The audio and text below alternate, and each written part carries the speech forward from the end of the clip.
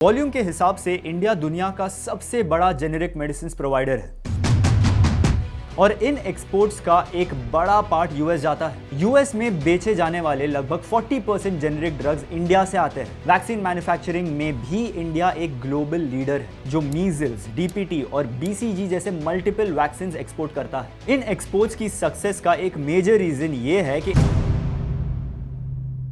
Hello everyone, welcome back to the channel. मैं हूं निशांत और आज हम बात करेंगे एक ऐसे इंडस्ट्री के बारे में जिसमें इंडिया ग्लोबली थर्ड बिगेस्ट है बाय वॉल्यूम। मैं बात कर रहा हूं इंडियन फार्मास्यूटिकल सेक्टर की। इंडिया में 200 प्लस फार्मा कंपनीज लिस्टेड है। इंडिया की pharmaceutical industry global health care ecosystem का एक इंपॉर्टेंट हिस्सा है। इंडस्ट्री का ग्रोथ आउटलुक स्ट्रॉन्ग है। मार्केट साइज 2024 में अप्रॉक्स $50 बिलियन से बढ़कर 2030 तक $130 बिलियन तक पहुंचने का एस्टिमेट है। इस ग्रोथ को पॉसिबल बनाया है skilled workforce, cost effective manufacturing और सपोर्टिव रेगुलेटरी एनवायरनमेंट के जरिए, जो इंडिया को यूएस, यूरोप और 200 प्लस कंट्रीज के लिए एक इंडिस्पेंसिबल सप्लायर बनाता है। इंडियन फार्मा सेक्टर की डायनामिक नेचर और सपोर्टिव इकोसिस्टम ग्रोथ और इन्वेस्टमेंट के लिए काफी अपॉर्चुनिटीज क्रिएट करते हैं। सबसे बड़ी अपॉर्चुनिटी है बेसिक जेनेरिक से आगे बढ़ना और हाई वैल्यू प्रोडक्ट्स पर फोकस करना, जैसे बायोसिमिलर्स, बायोलॉजिक्स और नोवेल थेरेपीज। इस डायरेक्शन में आगे बढ़ने के लिए R&D में हेवी इन्वेस्टमेंट जरूरी है, जो गवर्नमेंट स्कीम्स जैसे PRIP यानी promotion of research and innovation in pharma medtech sectors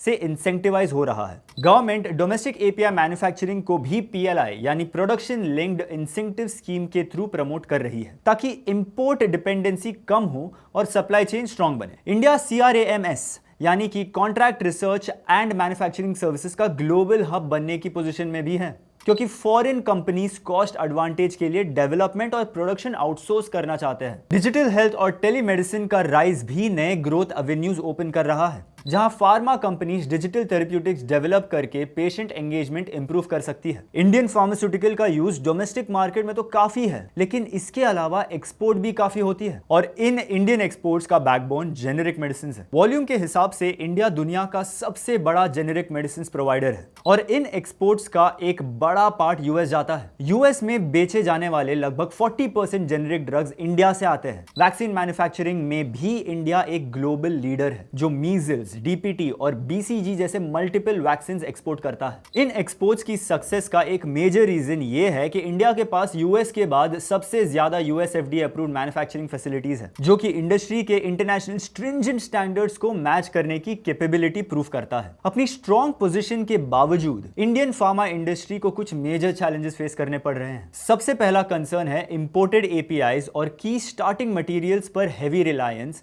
खासकर चाइना, जो जियोपॉलिटिकल रिस्क और सप्लाई डिसरप्शन का रीजन बन सकता है। जेनेरिक मार्केट में इंटेंस प्राइस कंपटीशन और government price control profits margin को स्क्वीज करते हैं। रेगुलेटरी एनवायरनमेंट भी कॉम्प्लेक्स और कंटिन्यूअसली इवॉल्विंग है, जिससे मुश्किल होता है और क्वालिटी कंट्रोल के कंसर्न्स अभी भी इंप्रूव हो रहे हैं। एडवांस्ड R&D, बायोटेक्नोलॉजी और डेटा साइंस जैसे स्पेशलाइज्ड एरियाज में स्किल्ड टैलेंट की शॉर्टेज भी इनोवेशन को लिमिट कर सकती है। इंटेलेक्चुअल प्रॉपर्टी लॉज भी एक सेंसिटिव एरिया है, क्योंकि पेशेंट प्रोटेक्शन और अफोर्डेबल जेनेरिक्स के बीच का बैलेंस मेंटेन करना लीगल और पॉलिसी लेवल पर चैलेंजिंग है। सेक्टर का ओवरव्यू तो हो गया, अब डिटेल में देखते हैं इंडिया के कुछ मेजर कंपनीज, उनके ऑपरेशंस, मेजर प्रोडक्ट्स और कुछ नंबर्स के बारे में। शुरुआत करते हैं सिप्ला से। सिप्ला एक प्रोमिनेंट इंडियन मल्टीनेशनल है जिसका पोर्टफोलियो काफी डाइवर्स है, कवरिंग जेनेरिक और स्पेशलिटी ड्रग्स। कंपनी का strong focus respiratory, anti infective और ऑन्कोलॉजी थेरेपी पर है। रेस्पिरेटरी सेगमेंट में सिप्ला एक लीडर है और इनहेलेशन प्रोडक्ट्स की वाइड रेंज के लिए जाना जाता है। Popular medicine for anti retroviral drugs for HIV treatment,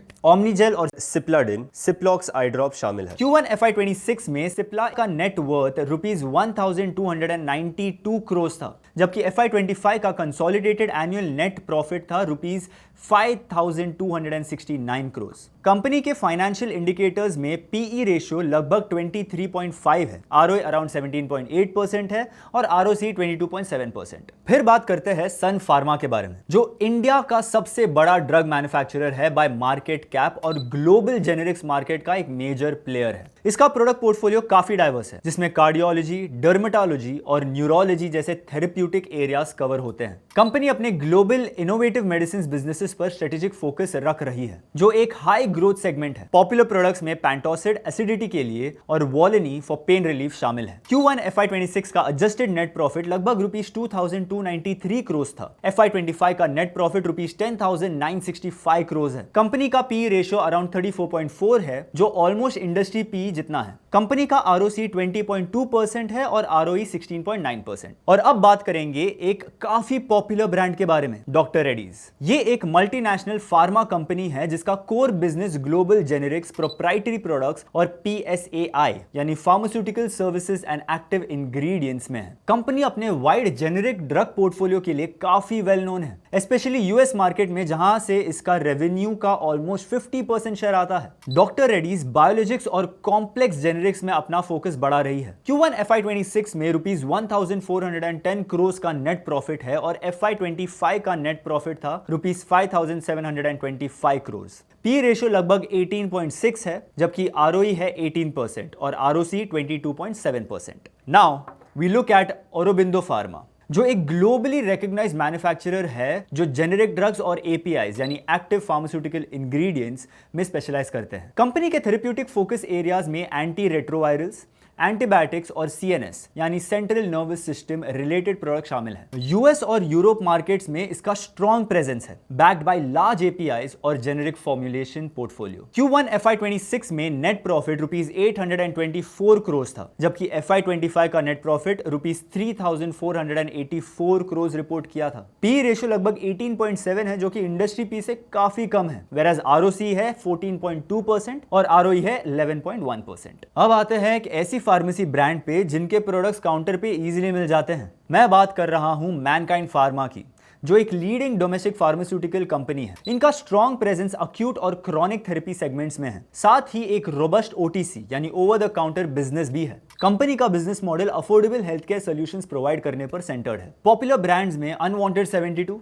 और गैसोफास्ट शामिल है। Q1 FY26 में नेट प्रॉफिट ₹445 करोड़ था, जो कुछ वन टाइम फैक्टर्स जैसे हाई फाइनेंस कॉस्ट और डेप्रिसिएशन की वजह से डिक्लाइन हुआ। FY25 का नेट प्रॉफिट लगभग 2011 करोड़ था। जून 2023 में लिस्ट हुआ था अप्रॉक्स ₹1300 पे। अब इसका CMP अप्रॉक्स ₹2400 है। पी रेशियो 54 है, वेराज ROE 14.7% और ROC 16% है। बात करेंगे अब एक स्पेशलाइज्ड फार्मा कंपनी की, DV's लैबोरेटरीज, जो प्राइमरीली APIs और इंटरमीडिएट्स मैन्युफैक्चर करती है। कंपनी का B2B बिजनेस मॉडल है और ये ग्लोबल फार्मास्यूटिकल कंपनीज को बल्क ड्रग सप्लाई करती है। कोर फोकस कस्टम सिंथेसिस और न्यूट्रिस्यूटिकल प्रोडक्शन पर है। Q1 FY26 में नेट प्रॉफिट ₹545 करोड़ था और FY25 में कंपनी ने ₹2191 करोड़ का नेट प्रॉफिट रिपोर्ट किया था। पी रेशियो लगभग 70.6 है और ROC अराउंड 20.4% और ROE अराउंड 15.4%, जो इसके एसेट इंटेंसिव बिजनेस मॉडल को रिफ्लेक्ट करता है। सेकंड लास्ट हम बात करेंगे अल्केम लैबोरेटरीज की, जो इंडियन फार्मा मार्केट का एक मेजर प्लेयर है, जिसका फोकस अक्यूट थेरेपी एरिया जैसे एंटी इन्फेक्टिव्स, गैस्ट्रो इंटेस्टाइनल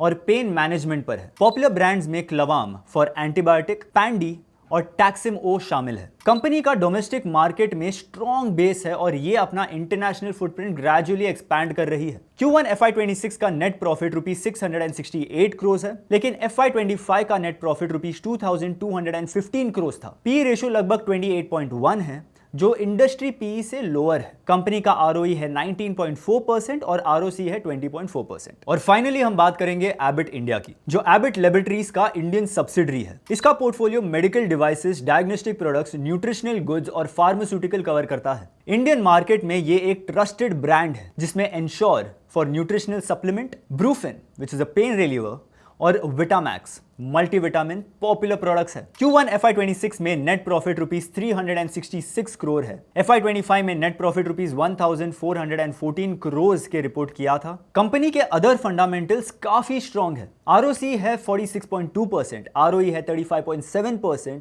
जो काफी स्ट्रॉन्ग रिटर्न्स इंडिकेट करते हैं, और PE 48.7% है। To sum it up, Indian pharmaceutical structure strong growth potential, global leadership और इनोवेशन का परफेक्ट बैलेंस है। इंडिया की position as the pharmacy of the world सिर्फ अफोर्डेबल जेनेरिक्स की वजह से नहीं है, बल्कि क्वांटिटी, स्केल और मैन्युफैक्चरिंग एक्सीलेंस की वजह से भी है। That's it from my side in this video. अब कमेंट्स में जरूर बताना कि आपके क्या थॉट्स है इंडियन फार्मा सेक्टर के बारे में। मिलते हैं अगले वीडियो में एक नए सेगमेंट के एनालिसिस के साथ। Investment in securities market are subject to market risks. Read all the related documents carefully before investing.